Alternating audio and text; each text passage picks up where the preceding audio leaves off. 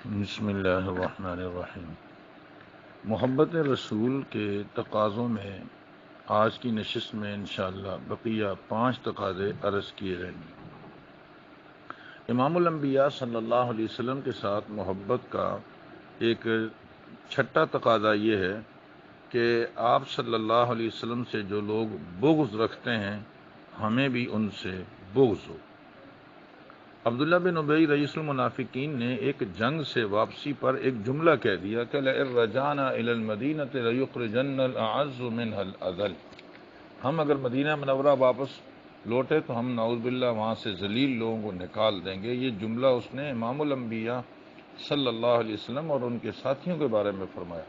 ان کے بیٹے نے مدینہ منورہ میں داخل ہونے کی جگہوں پر راستوں پہ کھڑے ہو کر اپنے باپ کو روکا اور کہا کہ آپ نے کہا کہ نعوذ باللہ آپ صلی اللہ علیہ وسلم اور آپ کے ساتھی وہ ذلیل ہیں، جب تک اللہ کے نبی اجازت نہیں دیں گے تم اندر داخل ہو نہیں سکتے۔ حالانکہ باپ ہے، لیکن بس جب باپ کی اللہ کے نبی سے نہیں بنتی تو ان کی بھی نہیں بنتی۔ آپ صلی اللہ علیہ وسلم نے جب اجازت دی تو پھر باپ کو چھوڑا اندر جانے کے لیے۔ حضرت ابوبکر صدیق رضی اللہ تعالیٰ عنہ نے غزوہ بدر میں ان کے بیٹے نے کہا ابا آپ میری تلوار کے نیچے آ ہی گئے تھے مگر میں نے باپ سمجھ کے چھوڑ دیا۔ آپ نے فرمایا بیٹا اگر تو میری تلوار کے نیچے آتا نا تو میں بیٹا سمجھ کے کبھی بھی نہ چھوڑتا، کیونکہ اللہ کے رسول صلی اللہ علیہ وسلم کی محبت ہمارے دلوں میں اپنی اولاد سے زیادہ ہے۔ ابو سفیان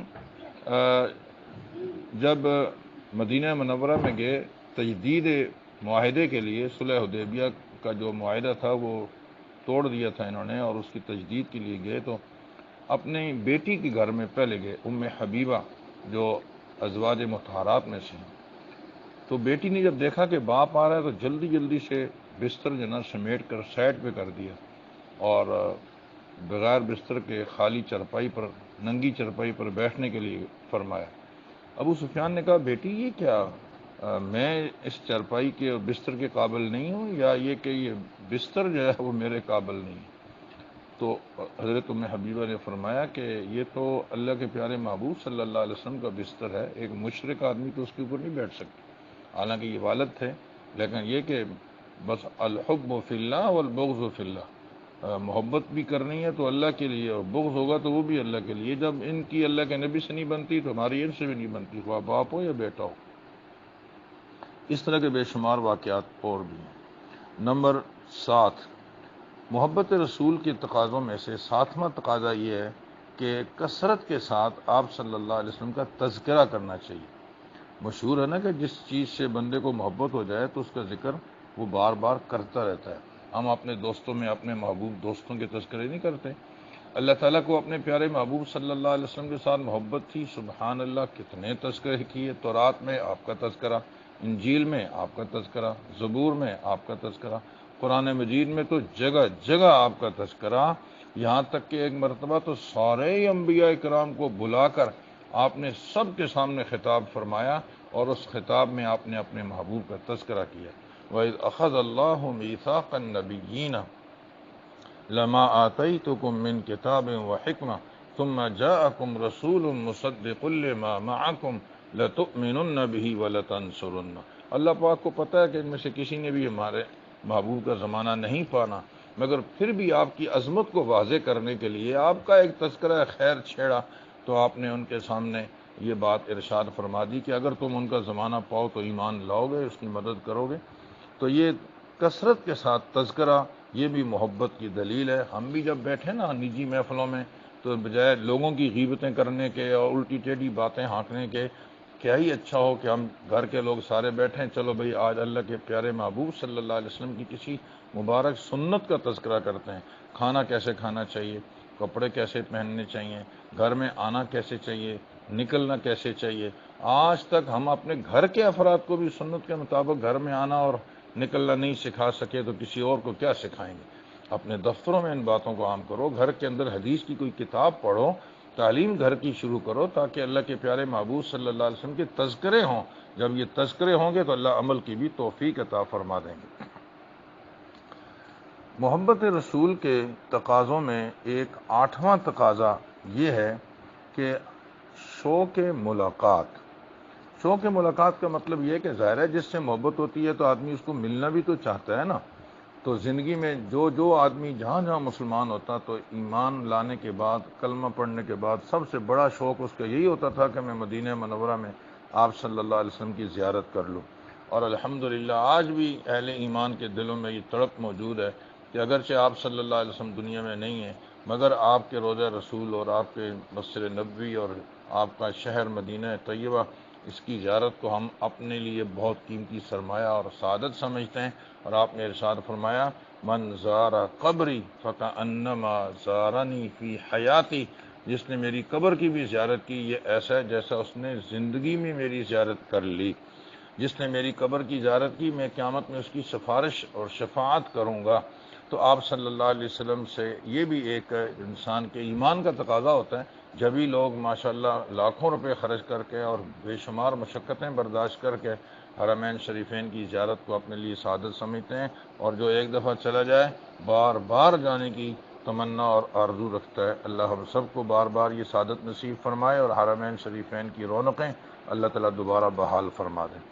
تو محبت رسول کا ایک تقاضا شوق ملاقات بھی ہے. محبت رسول کے تقاضوں میں ایک نواں تقاضا یہ ہے کہ آدمی کے دل میں امت محمدیہ کا غم ہونا چاہیے، کیونکہ ہمارے نبی پاک صلی اللہ علیہ وسلم کے دل میں امت کا کتنا غم تھا. سبحان اللہ. آپ اس کا اندازہ اس سے لگا لیں کہ حضرت ابراہیم جو آپ کے صاحبزادے تھے ان کا انتقال ہوا، بہت روئے آپ. حضرت عائشہ صدیقہ رضی اللہ تعالیٰ عنہ نے فرمایا کہ آپ کیوں روتے ہیں؟ اللہ نے ہر نبی کی ایک دعا قبول کی ہے، آپ نے تو اب تک وہ دعا نہیں مانگی. اللہ کا وعدہ ہے میں ایک دعا ضرور قبول کروں گا، ساری دعائیں قبول ہوں گی مگر ایک کا تو پکا وعدہ ہے. تو آپ نے تو نہیں مانگی، آپ مانگ لیجئے، بیٹا آپ کا زندہ ہو جائے گا. آپ نے فرمایا نہیں عائشہ، میں بیٹے کی قربانی تو دے سکتا ہوں مگر اپنی امت کی نہیں. یہ دعا تو میں نے اپنی امت کے لیے رکھی ہوئی ہے جو میں آخرت میں مانگوں گا. سبحان اللہ. حج کے موقع پہ آپ تشریف لے گئے تو مینا، عرفات، مزدلفہ، ان تمام مقامات پہ آپ کی کیا دعائیں تھیں؟ اپنی امت کے لیے آپ کی دعائیں سب سے زیادہ تھیں، اللہ میری امت کو معاف فرما دے. حتیٰ کہ جب یہ جواب ملا کہ ہم آپ کی امت کے مظلوموں کو تو معاف کر دیں گے، ظالموں کو نہیں معاف کریں گے، تو پھر بھی آپ کا جواب یہ تھا کہ یا اللہ آپ مظلوم کو جنت کی نعمتیں دے کر خوش کر دیں اور ظالم کو میری سفارش پہ معاف فرما دیں. خطرناک راستے سے آپ جب تشریف لے جانے لگے، ابو بکر صدیق رضی اللہ تعالیٰ عنہ نے فرمایا حضرت ادھر سے چلتے ہیں، ادھر ڈاکو بیٹھے ہیں. آپ نے فرمایا کوئی بات نہیں، ڈاکو بھی تو میری امت کے لوگ ہیں. آپ تشریف لے گئے، ڈاکو آئے، آپ نے فرمایا من انتم، کون ہو تم؟ ڈاکو نے آگے سے جو یہ جملہ سنا تو دل کی بات دل پہ پھر اٹیک کرتی ہے. ڈاکو نے کہا نحن مہانان، ہم تو بہت گرے پڑے لوگ ہیں، لوگوں کی نگاہوں میں ہماری کوئی عزت نہیں. آپ نے فرمایا لا بل انتما مکرمان، تم بہت عزت والے لوگ ہو اگر تم کلمہ پڑھ لو. دونوں ڈاکو نے وہیں کلمہ پڑھا، نشہد ان لا الہ الا اللہ ونشہد ان محمد رسول اللہ. تو آپ صلی اللہ علیہ وسلم کو اپنی امت کے ساتھ بے انتہا ہمدردی تھی، بہت زیادہ آپ اپنی امت کے لیے جو ہے وہ آرزو اور تمنا رکھتے تھے کہ یہ جہنم سے بچ جائیں.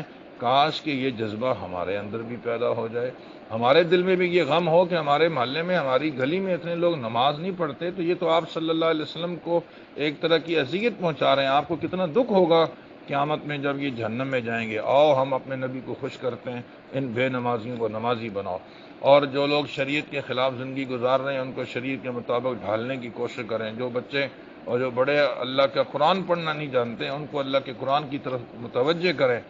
آپ صلی اللہ علیہ وسلم کی مبارک امت کا غم ہمارے دل میں ہونا چاہیے، یہ بھی محبت رسول کا ایک تقاضا ہے. غور کیجئے کبھی ہم نے اس بات پہ سوچا کہ ہمارے محلے میں ارد گرد دینی اعتبار سے لوگوں کی کیا صورتحال ہے، دنیاوی اعتبار سے کوئی کتنا پریشان ہے. ہمارے نبی پاک صلی اللہ علیہ وسلم نے دنیاوی امور میں بھی ان کا خیر خواہ بننے کی ہمیں ترغیب دی ہے، بلکہ تو یہاں تک پورے دین کا خلاصہ ہی آپ نے یہ بیان کیا دین النصیحہ. دین تو نام ہی خیر خواہی کا ہے اور جب وہ ہمدردی کا ہے. خیر الناس من ینفع الناس، المسلم من سلم المسلمون من لسانہ و یدہ. دوسروں کو اذیتیں نہ دو، تکلیف مت دو، دوسروں کو راحت پہنچاؤ، اپنی جانب سے ان کو ان کے ساتھ ہمدردیوں کا مظاہرہ کرو. یہ ہمارے نبی پاک صلی اللہ علیہ وسلم کا جذبہ تھا. جو آدمی یہ چاہتا ہے کہ میری یہ محبت خالص ہو، اس کو چاہیے کہ اللہ کے پیارے محبوب صلی اللہ علیہ وسلم کی امت کے ساتھ بھی ہمدردی کا مظاہرہ کرے اور امت کے غم کو بھی اپنا غم سمجھے۔ ایک آخری تقاضا محبت رسول کا 10واں، وہ ہے آپ صلی اللہ علیہ وسلم پر کثرت کے ساتھ درود شریف پڑھنا چاہیے۔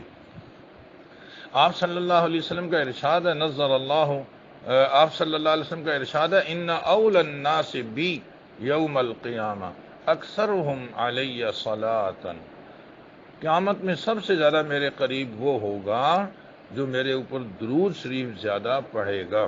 آج لوگ کسی بڑے سیٹھ کا قرب اگر چاہیں نا تو اس کے لیے کتنے وظیفے کرتے ہیں، کتنی دعائیں کرتے ہیں، کتنے تعلقات استعمال کرتے ہیں۔ جو آدمی یہ چاہتا ہو کہ پیارے محبوب صلی اللہ علیہ وسلم کا قرب مل جائے، آپ ان کی کرسی کے ساتھ آپ کی کرسی قیامت میں لگ جائے، آپ کو چاہیے کہ درود شریف کا اہتمام کثرت کے ساتھ کریں۔ آپ نے فرمایا جو سارا 24 گھنٹے جو آدمی جو ہے وہ درود شریف ہی کے لیے وقف کر دے گا، سبحان اللہ، اس کی بھی کوئی مثال نہیں ہے، اللہ اس کے سارے غموں کو خوشی سے تبدیل فرما دیں گے۔ فرمایا جو آدمی 1000 دفعہ یومیہ درود شریف پڑھے گا، اللہ تعالیٰ اس کو زندگی میں ہی جنت میں اپنا مقام دکھا دیں گے۔ مختصر ترین درود ہے وصلی اللہ علی النبی الامی، صرف صلی اللہ علیہ وسلم پڑھنے میں بھی کوئی حرج نہیں ہے۔ خاص طور سے جمعے کے دن جام سورہ کہف کا اہتمام کریں، سورہ دخان کا اہتمام کریں، وہاں درود شریف پڑھنے کا اہتمام بھی ہونا چاہیے۔ 300 دفعہ اگر درود شریف جمعے کو پڑھ لیں گے تو یہ کثرت میں انشاءاللہ شامل ہو جائے گا۔ آئیے ہم سب مل بیٹھ کر سوچتے ہیں کہ یہ 10 تقاضے جو محبت رسول کے ہیں، ہم میں سے کس کس میں ہیں۔ اگر ہیں تو اللہ کا شکر ادا کیجیے، اور اگر کچھ کوتاہیاں پائی جاتی ہیں تو آج سے ہی عزم کریں، انشاءاللہ ان کوتاہیوں کو دور کر کے ہم ان تقاضوں کو پورا کرنے کی کوشش کریں گے۔ اللہ تعالیٰ مجھے اور آپ کو عمل کی توفیق نصیب فرمائے۔ وآخر دعوانا ان الحمد للہ رب العالمین۔